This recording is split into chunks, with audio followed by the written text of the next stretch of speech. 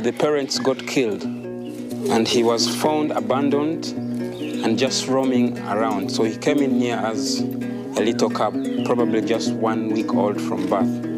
And so he's been hand-raised here. And we call him Rafiki, and Rafiki means friendship in Swahili. Rafiki? Hey, Rafiki. Okay, I got something for you. You're such a good boy. My name is Alex Droma, Education Officer at the Wildlife Education Center, the leading biodiversity conservation center in Africa. This is the Uganda Wildlife Education Center, a place where dedicated men and women like Alex commit each day to the protection and conservation of the country's wildlife species. I'm Marlena Moreno, a conservationist with a passion for sharing the stories of people and places doing wonderful things to protect wildlife and their habitats. And on a recent trip to Uganda, I was lucky enough to spend a few days at the center, not only learning about what they're doing to help the country's wildlife, but I was also given an opportunity to get up close and personal with some of their ambassador species. The challenges of conservation are only becoming harder to combat, but that hasn't stopped places like the Uganda Wildlife Education Center from doing their very best in the name of global conservation. And I couldn't be more honored to help share their story.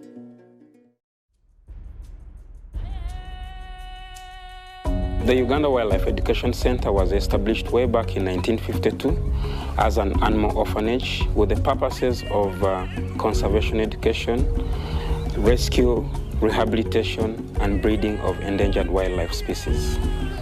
The center is really self-sustaining, but in the low seasons, there's really not a lot of money to run the center. So other than the friends of the center and the programs that we have developed to generate money to run this center, there's no other source of income that comes. And like many conservation institutions, the center's ability to help wildlife relies solely on financial support from donors, visitors, and volunteers. An added challenge to the already difficult task of protecting Africa's biodiversity. In order to keep the center running, its staff has created unique programs that bring in much-needed financial resources while allowing visitors and volunteers once-in-a-lifetime wildlife experiences. On the side of the on-site programs, we have a keeper for the day where someone interested comes in and goes through the chores of the day. And then we also do have the long-stay volunteers that come and have hands-on experience. And last but not least, we have exhibit-based tours where the staff and volunteers take visitors behind the scenes and introduce them to some of the key species like the rhinos and talk about conservation issues and preservation of wildlife. And finally, we also have the chimpanzee close-up. And this is a very beautiful program where we have one-on-one with our baby chimps. In order to ensure they are promoting responsible wildlife tourism, the center requires visitors to undergo a brief training and provide proof of up-to-date vaccines to participate in this program. During the one-hour interaction, keepers like Ronald also focus on educating visitors about the threats facing this species, such as poaching for bushmeat and the pet trade. Learning about each chimp's story and how the center is translating these orphans' misfortune into hope for wild populations is just another example of how the center is doing its very best to protect wildlife and inspire conservation.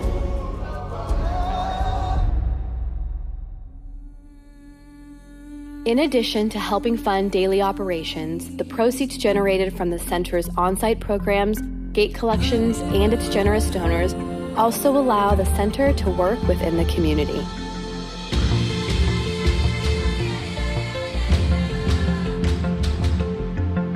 So we go out to the communities and talk about conservation issues like wetland degradation, forest degradation, the bushmeat issues, poaching, and how we can curb some of this.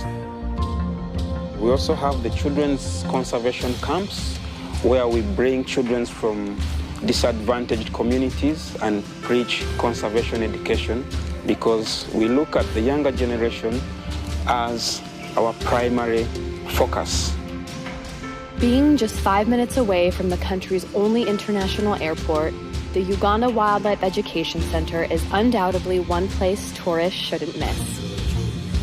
With over 55 different species, the center acts as a window to the country's conservation needs, and its visitors and its donors can be confident that their support is truly helping dedicated people like Alex safeguard Africa's wildlife and their homelands for generations to come.